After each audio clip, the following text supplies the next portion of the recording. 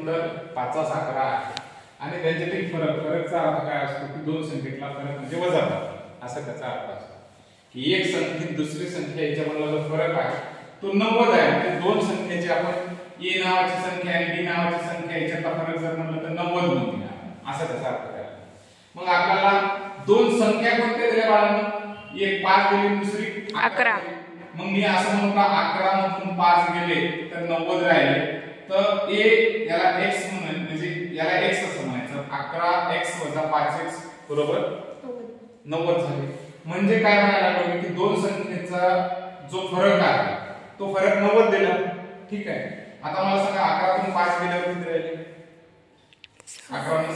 6x बरोबर 6x बरोबर 90 x बरोबर 90 भागिले 6